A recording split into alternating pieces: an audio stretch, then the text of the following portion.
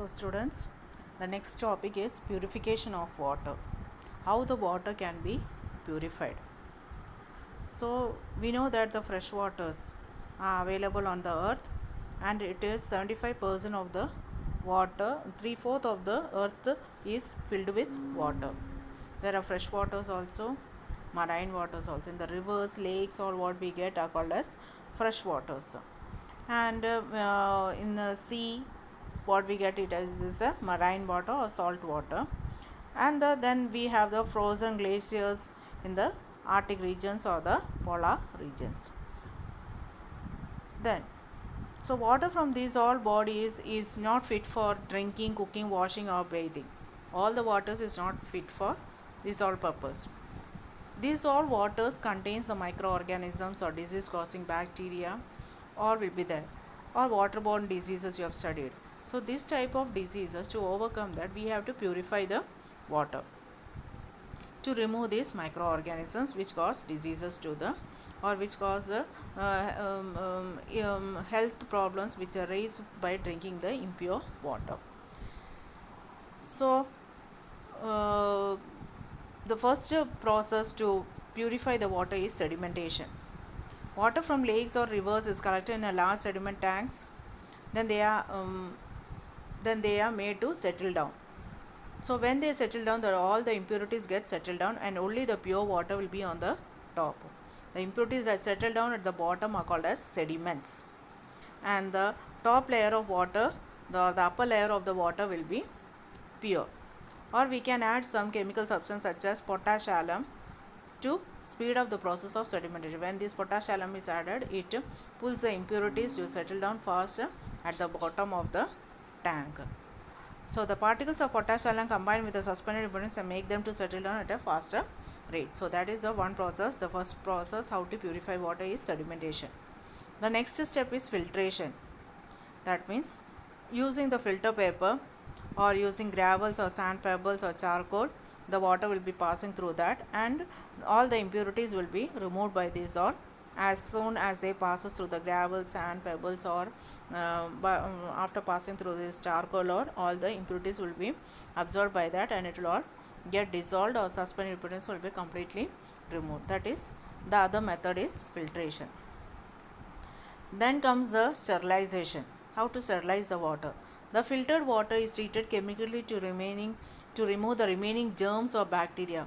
This process is called as sterilization. To remove all the germs inside the water is called as sterilization. The chemical used for this is chlorine and ozone. You know, when the metro water comes, you will get a smell of chlorine. That is for sterilizing the water, to remove the germs or to kill the germs in the water. The water from the filtration tanks is pumped into chlorination tanks where chlorine is added to remove the harmful bacteria and other germs. The process of adding chlorine in adequate amounts to water is called as chlorination. So what is chlorination? The chemical substance that are used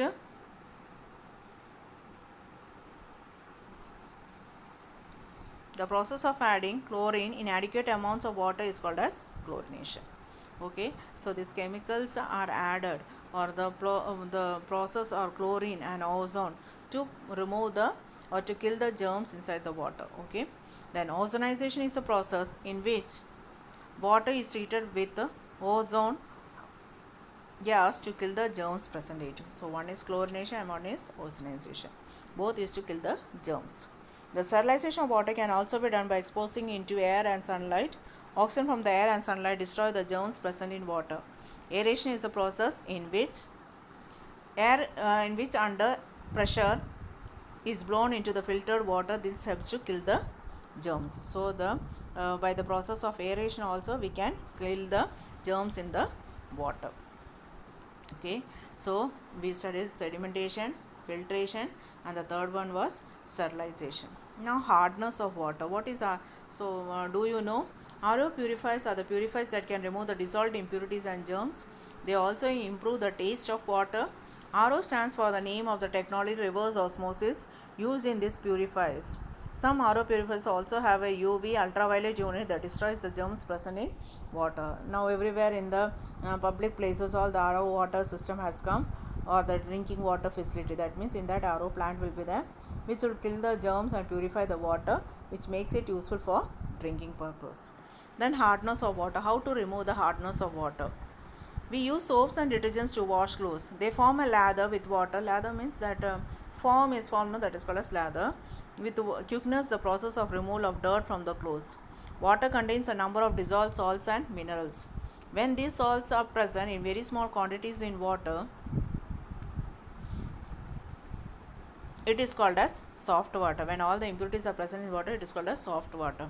In this water, soaps or detergents form lather easily. When these all minerals or impurities are found in that, it is called as soft water, and easily the soap can get mixed with this. Detergents can get easily lather by the soft water. Sometimes minerals and salts are present in water in such a large quantity that soaps or detergents form a thick precipitate called as scum instead of forming lather. So when the minerals and salts are present in water, that time the lather will not be formed, it will form a scum in the place of lather. This makes the removal of dirt further difficult. Such water is called as hard water. So what is hard water? That means where the soaps and detergents will not form lather, but they will form a scum, and this makes the removal of dirt to remove, and that type of water is called as hard water. Hardness of water is due to the presence of dissolved salts of calcium and magnesium. If calcium and magnesium are present, because of that only this hardness of water has come. Temporary hardness is due to the presence of carbonate and bicarbonate salts of calcium and magnesium, and permanent hardness results due to the presence of chloride and sulfate salts of calcium and magnesium. Whatever it is, as a whole, it is because the presence of calcium and magnesium. In the bicarbonate form, it is called as temporary carbonate and bicarbonate of salts of calcium and magnesium is a temporary hardness. If it is a permanent, that means it is a chloride and sulfate salts of chlorine and calcium and magnesium. So both the ways, because of the presence of calcium and magnesium, causes the hardness of water. If it is temporary, it is because of the carbonate and bicarbonate of calcium and magnesium. If it is permanent, that means it is the chloride and the sulfate salts of calcium and magnesium. Now what are the disadvantages of this hardness? Disadvantages of hardness. It is not good for washing clothes. It forms scum with soap and detergents, which makes the soap ineffective and also spoils the clothes further. So because when this hard water is there, it spoils the texture of the clothes, and it is not good for washing purpose. It's not used for washing purpose because the scum will be formed in place of lather. It damages the utensils and containers in which it is stored and forms a hard layer. It also damages the container what we are making use of because of this content of the salt in the water. Then the next is, it forms the scales on the machine parts used in industries and decreases their efficiency. On the machine parts also it will form the scales, that means a layer will be formed because of that, and it not be make use in the efficient manner. That means in the heaters all this a layer will be formed, like a scale it will be formed, it will not be useful for us to use. It results in stomach ailments of consumed for a longer period. We'll get problems in the stomach when we are drinking or making use of it in a very long period. So this is hardness of water. Activity 6. Take samples of water from different sources like tube well, lake, a pond or a river, and pour equal quantities of each sample of water in different test tubes. Measure the height of the water in each test tube with a scale. Add 1 or 2 drops of liquid soap to each test tube. What will happen? The fresh waters or the pure waters, the lather will be formed. Shake each test tube 5 minutes and observe the height of the lather in each sample. Record your observation in the table. Which water is soft? Which is pure? It will be soft. With the impurities, it will be soft. Which water is hard? That means which is having the calcium and magnesium contents of salts will be hard. Can you say why? Then the next step, how to remove the hardness. Again it is, different methods are followed to remove the hardness from water depending on whether it is temporary hardness or permanent hardness. Some of them are. If whether it is temporary or permanent hardness, according to that we have to do the steps for removing the hardness of water. The first step they have told is boiling. Temporary hardness is easily removed from water by boiling. When heated, the hydrogen carbon decomposes, producing insoluble calcium carbonate. The insoluble calcium are then filtered and removed from water. This makes the hard water soft and fit to use. So when we boil the water, the hardness of the water is removed because the calcium carbonate will be removed from that, and it will be settled down, and that can be filtered and removed, and the water when we are getting from that is called the soft water. Then adding washing soda. Washing soda is used to remove the permanent hardness of water. Adding washing soda converts chlorides and sulfates into insoluble carbonates. These insoluble carbonates are removed by filtration. So after adding washing soda, the chlorides and the sulfates will be removed, and that can be used by the insoluble carbonates are then after removed by filtration. Then ion exchange.